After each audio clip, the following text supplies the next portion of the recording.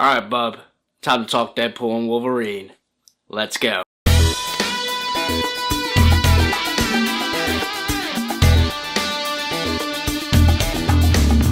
What's up, guys? Welcome to Far From Blake, and today we are talking about Deadpool and Wolverine. It is here, it is finally out in theaters, and we're going to be going over the non-spoilers first, okay? So this is the non-spoiler review, so anyone that hasn't seen the movie can still watch this review. I am going to make a spoiler review as well, but we're going to talk just non-spoilers real quick. Okay, so did this movie live up to the hype?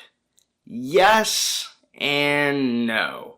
What do I mean by that? I'm still trying to figure it out. So I really enjoyed this movie. It was a ton of fun, lots of laughs. As you could expect, Ryan Reynolds put on quite the masterclass of comedic timing and performance. He plays off really well by the great Hugh Jackman. Wolverine was phenomenal in this movie. They play off really well together. The movie was a lot of fun. When it comes to cameos and stuff like that, I will leave that to the spoiler review.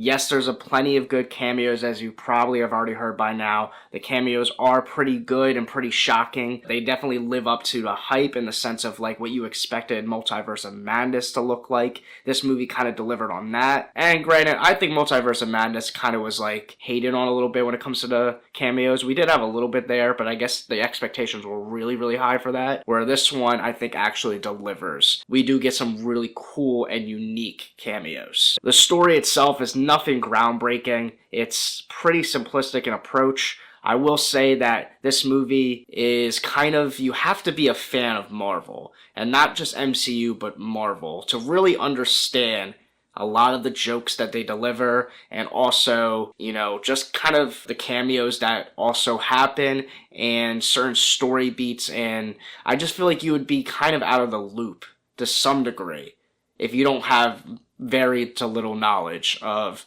Marvel, MCU, X-Men, Fox, all of it. So Deadpool, as usual, he breaks the fourth wall. He's constantly, winking at the camera and giving nods and whistles to not just the audience, but particularly MCU fans, Marvel fans, nerds that are obsessed with this stuff that are going to make YouTube reviews like me. So with that, I appreciate that, and, the nerds will appreciate that. Is it great for someone who doesn't know much about it? Or maybe they have only seen Deadpool 1 and 2, and they love Deadpool, and they want to see the third one. Will they get everything that happens and goes on?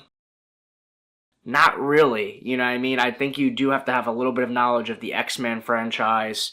I think you do have a little bit of knowledge of Wolverine. I think particularly Loki, as I've seen in the trailers, people that know about the TVA are in the trailers. That's a big part of this movie. I think if you've never seen Loki, the new Disney Plus MCU series, those 2 seasons, I think you could be a little bit out of the loop, which is unfortunate. Now, they still do a pretty good job at explaining the TVA and make it in a way for general audiences that maybe have skipped out on Loki and the MCU series, because as we know, post-Endgame, a lot of people have stopped following consistently. The magic has been lost. It's hard for people to stay enamored in watching every single project because they created so many extra new projects along the way, especially when it comes to the series. I think that all the different shows that they created, granted, Loki is one of the best ones.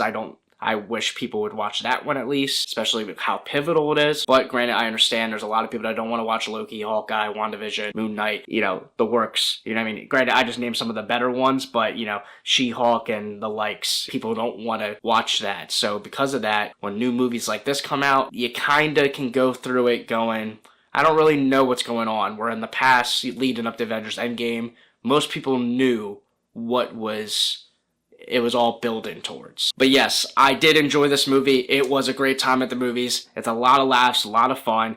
Did it live up to the hype? Yes and no. I did enjoy it. Was it my movie of the year? I don't think so. Is it a top 20 superhero movie of all time? Nope. But it is solid, it is good, it was entertaining, and at the end of the day, that's what you really look for. I will go into more deeper thoughts of the movie in my spoiler review. I wanted to keep this brief and general because I want to leave all the eggs in the basket for that review. But if you like this review, or you want to hear more of my thoughts, make sure to subscribe and stay tuned for the spoiler review, where we'll get into all of the cameos, everything into the story, what I liked, what I disliked, and all of that. So, on that note. Alright, bub. Like, comment, and subscribe. I'm out.